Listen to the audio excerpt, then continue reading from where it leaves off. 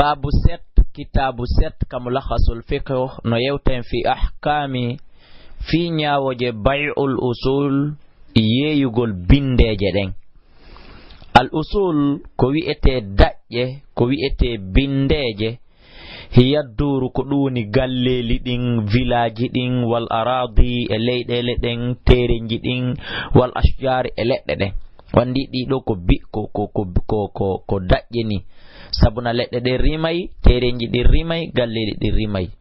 wa ma yattabi'u tilkal usul e kala ko gasata ko hanata jokkude de do dajje ida buyi'at si kanyum kadi yeyama mimma yata'allaqu konko wawata yowitade biha e mudum fayakunu latano lil mushtari wonande sodudo on wa ma la yattabi'uha e kala ko wawata jokkude dum fayabqa dum don heddo ala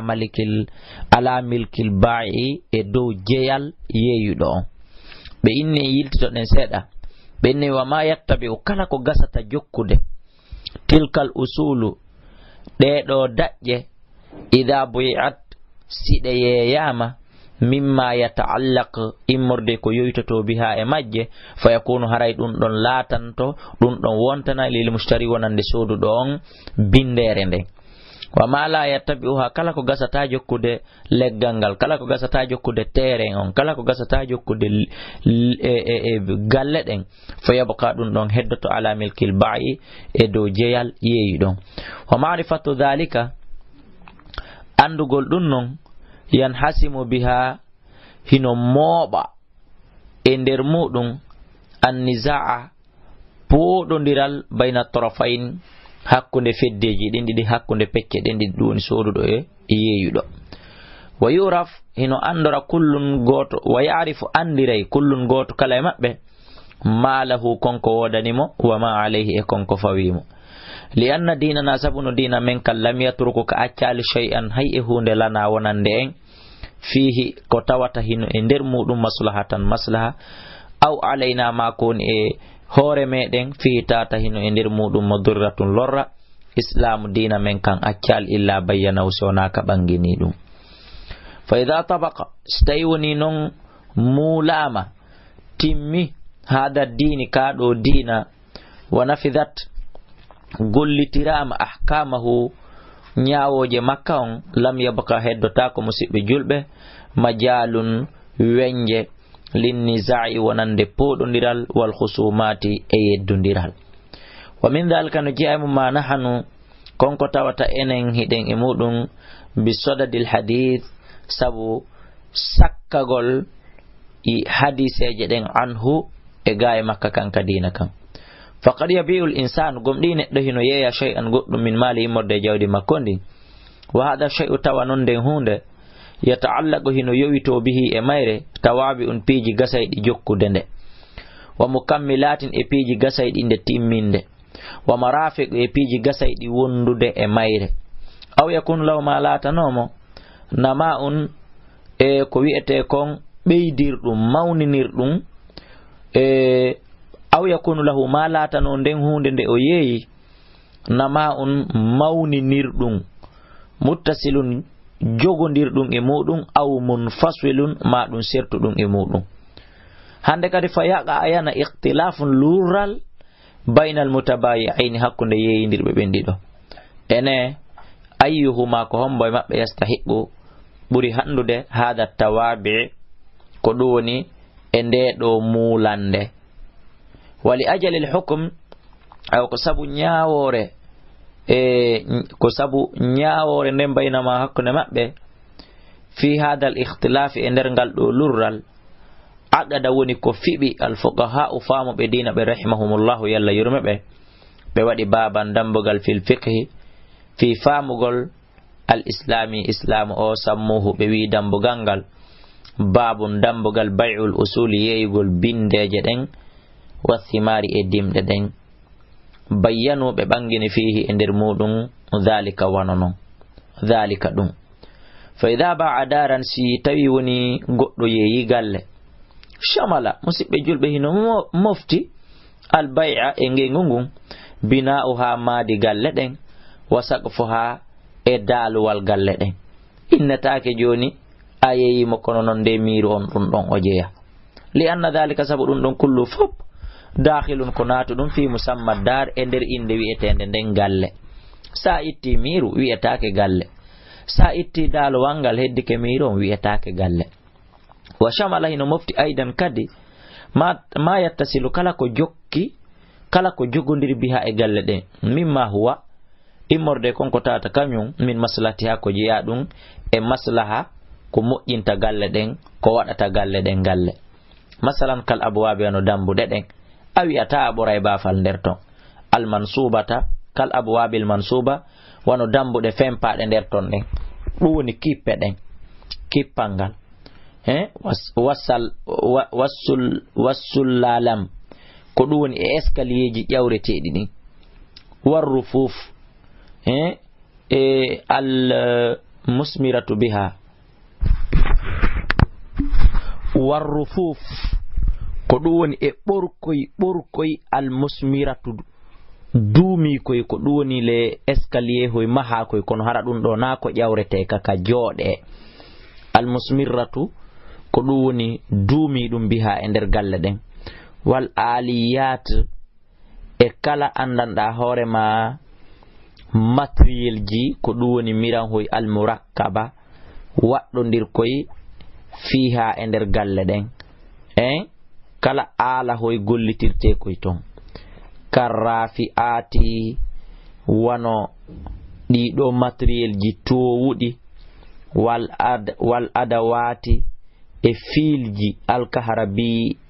alkahari ba'iya kuran filji kuran ko woni e nder suudu ndun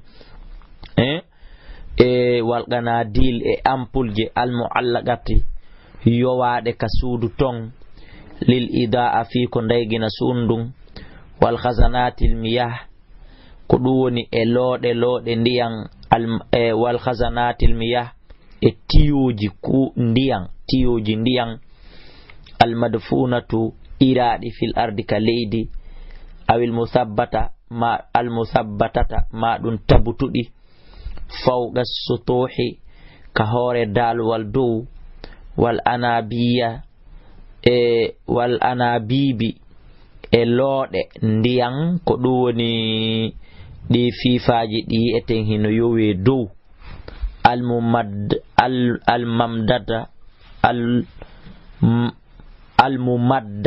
almumaddat fontiɗi li tawzi il ma'i fi kono sendita ndiyan ɗan ka nder galle ton wa adawatin andanɗa hoorema e fiilji kadi attakyifi mbaadinaɗi ka nder galle ton almusabbitati tabutuɗi fi amakiniha e nokkeli muɗum ɗin litakyifil hawa fi mbaadingol weeyo ngon aw litashinil ma fi newagol ndiyan ɗan wa yashmalu ɗiɗo piiji ɗi kontuɗen ɗo fow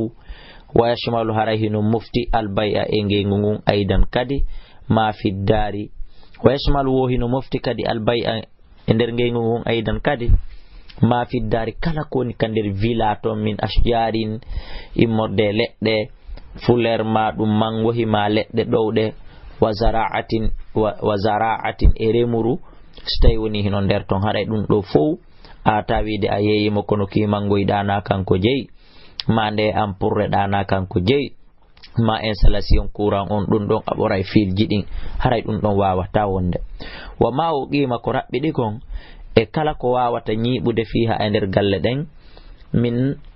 muzallatin immorde e ɗowɗe wa yashmilu hino mofti albay a ngengo aidan kadi ma fi batini ardi dar kala ko woni kon kadi e nder reedu leydi galle ɗen alegoy kala ko woni e nder leydi galle ɗen kadi min ma'adinin immorde ogirɗe jamidin fendiɗe masalan si yahoyi ha tawi kange no ton ma carburant no ton ma bauxite no ton haray ɗum ɗon kadi ka ɗum feeñoy ton wo innetake oye min ko galle ɗen tumi yeyino ma ɗum ɗon tawaka no haray ɗum ɗon kadi o yeeyi amma ma kana amma non kon ko tawata ko laati ɗum e muudi an ko halfina ɗum fiddare ka nder galle ton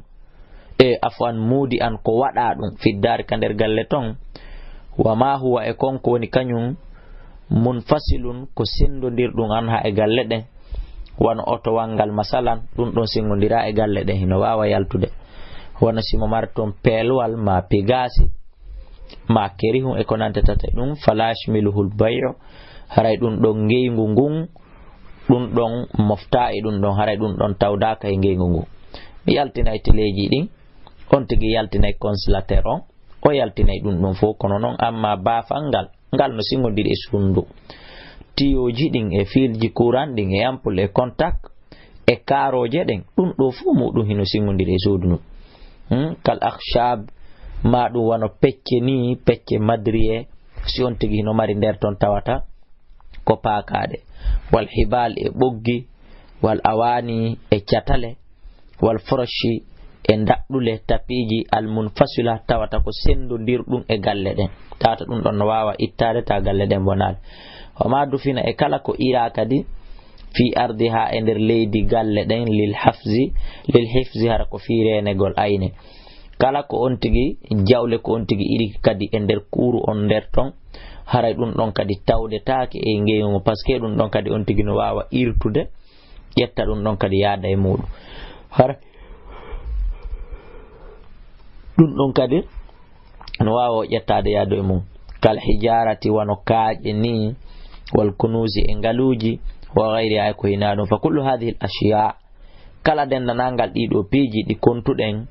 la yashmilu al bayu arange ngungu mofta e der dido li annaha sabu dido peji munfasilatun ko di sendo dirdi ani dare gay galle den fala tadkhulu natata fi musammaha e der inde dido on illa ma kana shona kon ko lati yata'allaq ko yowiti dum bi maslahatiha e maslaha galle den kalma fatihi wano sabi jeden masalan sabi jeden den don kadi no wawa sortade yaada mun no sendondiri kono den don ko de maslaha galle den si de iwi don aray ba fangal sokotako fa innahu no den sabi jeden yatba'uha de jokkay galle den walau kana munfasilan haysi de lati ko de sendondirde an hay galle den wa idha ba'a ardan si on tigi yeyi kadi leydi shamala haray hino mofti al bay'a e ngengu kullu ma huwa kala ko tawata kanyum muttasilun hino jogodiri biha leydi ndin mimma yastamiru imorde konko dumi baqahu heddagol mudum fiha e der mum kal ghurrasi wano tutatiri ko tuta der ton wal bana e maadi ko maha der ton wano kuru masibasma wa kada ko non kadi law ba'asi on tigi yeyi kadi bastanan zarden shamala rayno mofti al bay'u ngengu ardahu leydi zarden on kadi wa shajarahu e ledde mun de wa hitanuhu e hoggo mungo wa ma fi e kala ko ne mudum min manazilin immorde galleli e cuhoy e togo hoy ko woni der ton e caali hoy walaw ba'a ardan si tawi o yeyi leydi fiha ndi woni der mudum zar'ur remuru la yuhsadu haray dum don kadi soñataake illa marratan si wonande wotere haray e joma leydi yeyi don ko hitande hikkanden tumba o lanni awude o wadi financement makko e golle makkare ko hikkatum o soñata hande kadi o borata o yaltina sirimi to yi ton haray ko sodu don je kal basari wa sha'ir kal burri wano o nyamete wete do burri wa sha'ir e ngawri fawa dum do fo waray lil ba'i ko yeyi don je haray o soñay hikka o aroyta non kadi ko arata sitay dum remiti bayden andi maro banan wodi fanyi banan wodi masalan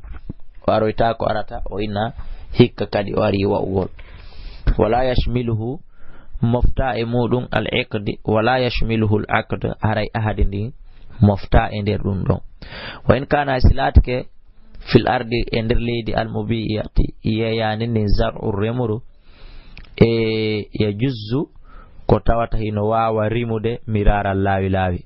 kal qassi wono ko wiete kon qassi mi anda ko woni dum aw yalqitu ma dum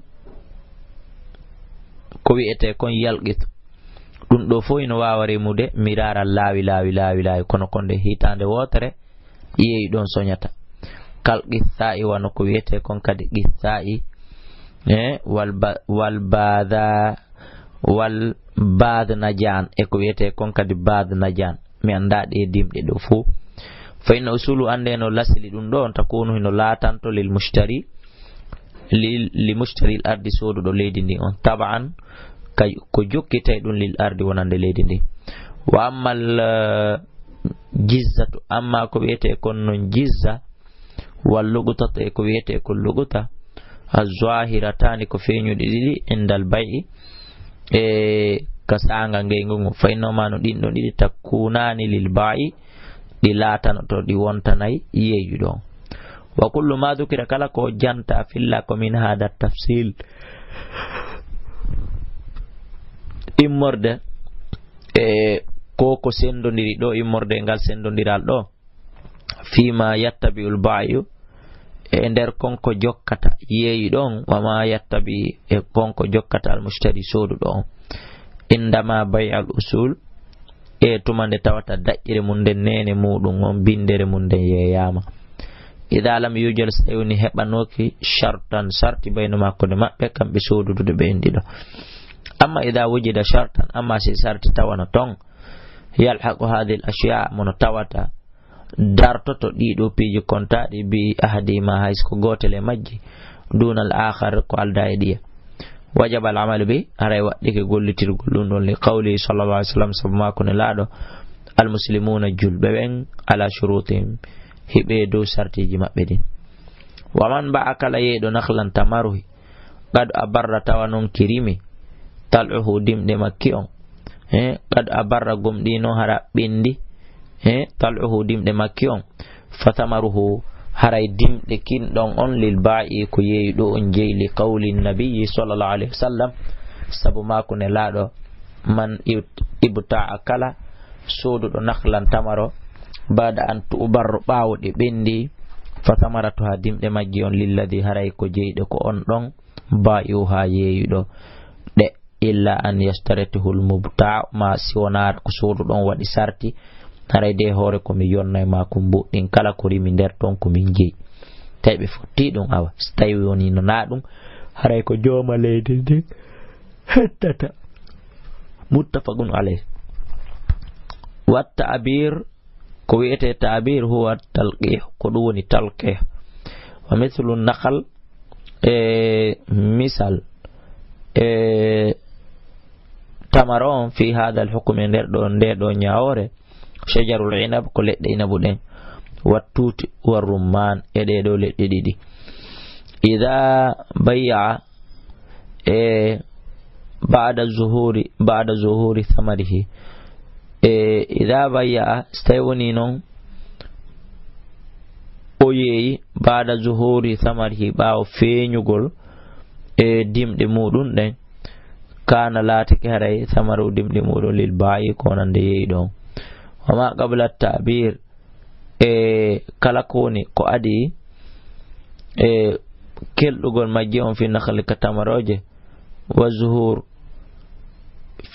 ko feeñi kon fil inab ka inabuje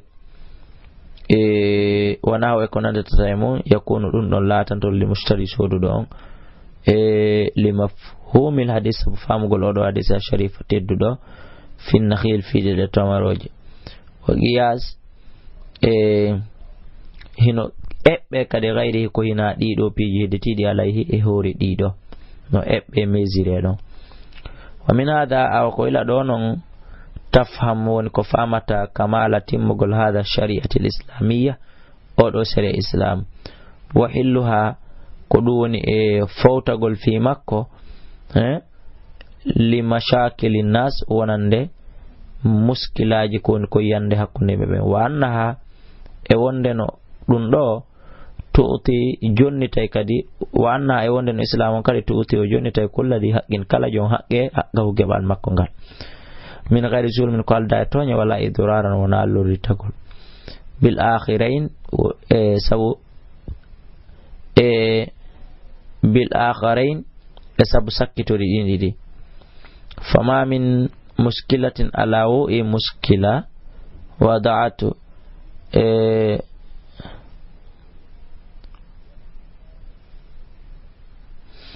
وضعت لها فما من مشكلة لا مشكلة إلا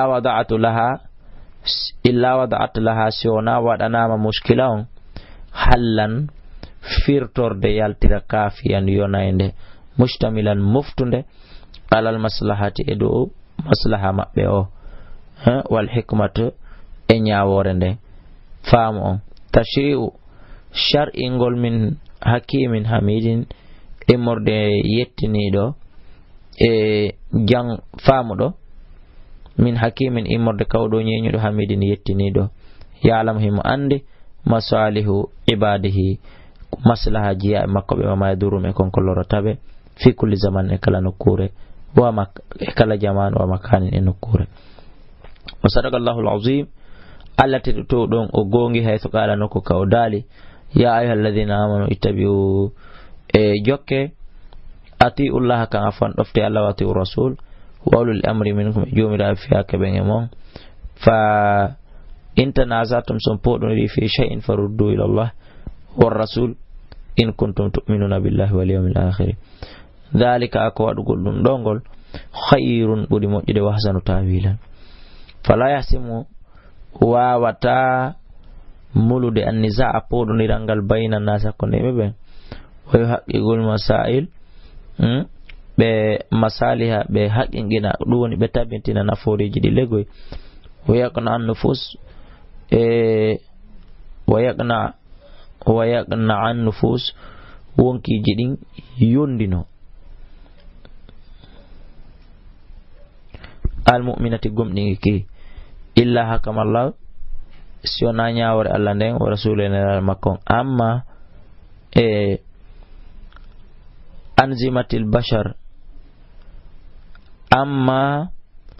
anzimatil bashar faya ɗum ɗon gasiratun ko yuruɗum gusurul bashar ko ɗum woni e ɓerɗe yimɓe e hoɓɓe meɓɓe watudkhiluha hino naata e muɗum kadi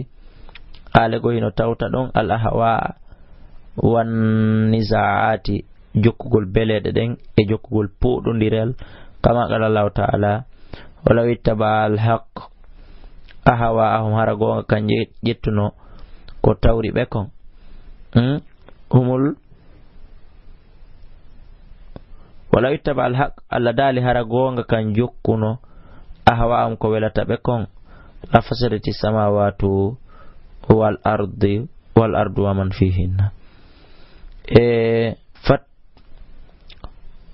fatibban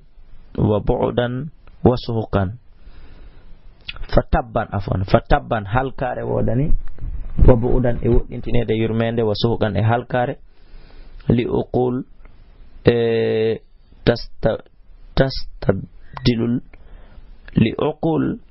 tastabdilu hukmillahi wa rasulihi sabu haqqilgol lontingol wattutugol ñawore Allah nde ene laaɗa makko on e ɓe qawanayin sabu non luwaji ɗiɗi